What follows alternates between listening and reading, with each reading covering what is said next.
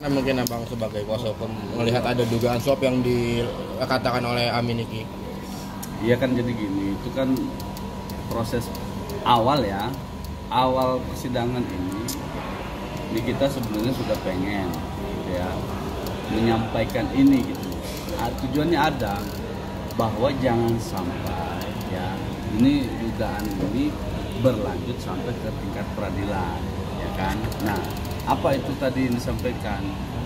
Yang disampaikan dalam rekaman itu keinginan kita, dia kan itu dijadikan sebagai bukti sama kita di persidangan ini, sehingga karena itu dijadikan bukti maka kita keluarkan, kita putar gitu kan, untuk didengar apa sih isi yang mau disampaikan oleh Nikita terkait dengan bukti ini.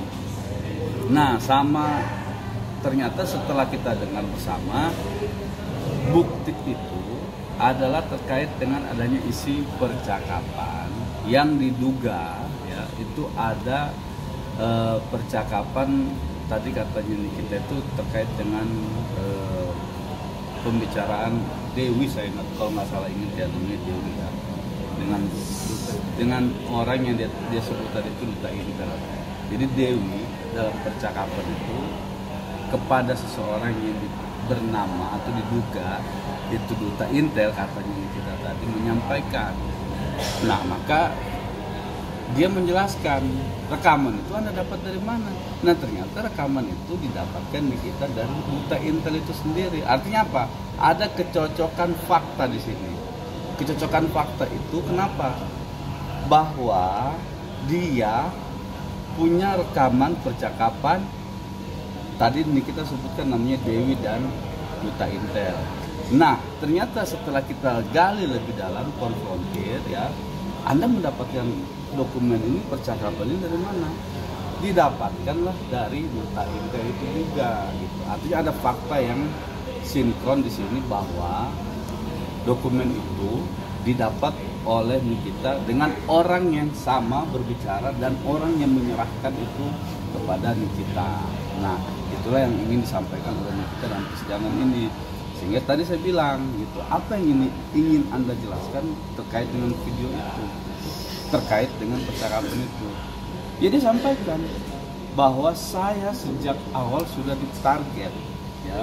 Makanya tadi ada bukti berikutnya, bukti pendukung juga yang sama, itu adalah terkait dengan ini kita lagi tebar-tebar amunisi gitu ya, menebar amunisi untuk memenjarakan NN, kira-kira begitu di dalam screenshot percakapan itu.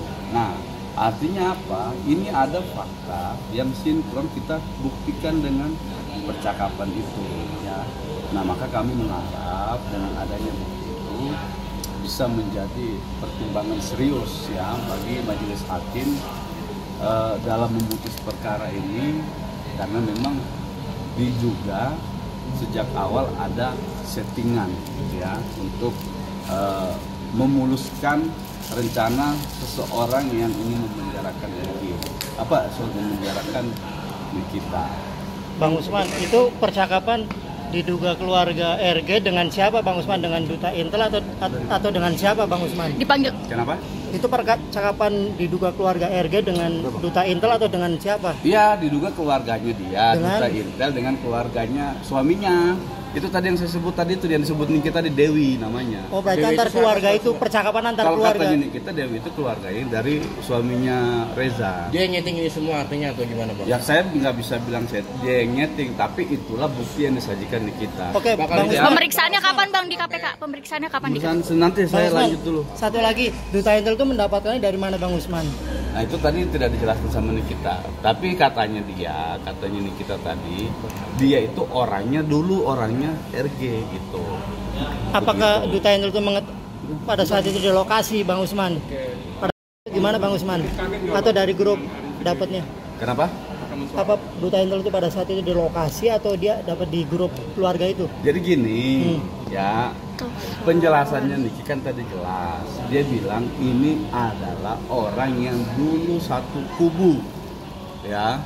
Mereka ini dulu satu kubu, yang Duta Intel ini dulu satu kubu dengan kubunya RG ini, ya.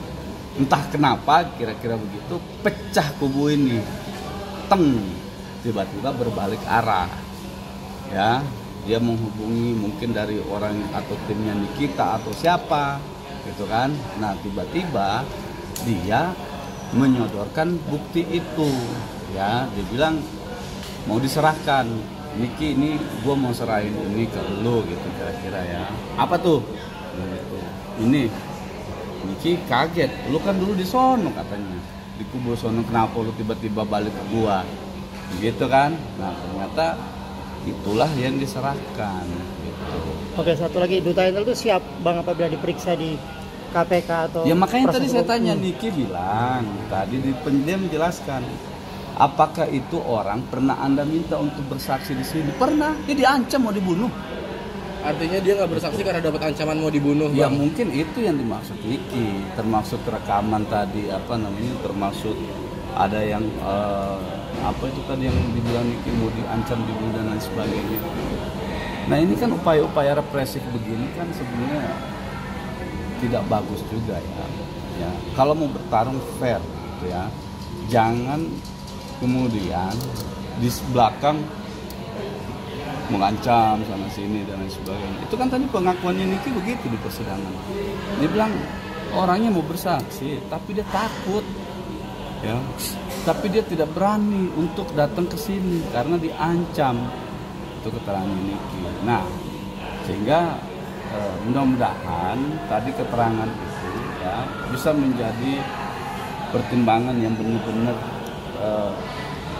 datang ya dari keadilan dari hati nuraninya majelis ini, ya, bahwa dia tahu perkara ini bukanlah perkara yang dilakukan oleh Nikita, ya, bukan perkara yang Nikita itu punya niat jahat, bukan, ya, perkara ini memang perkara yang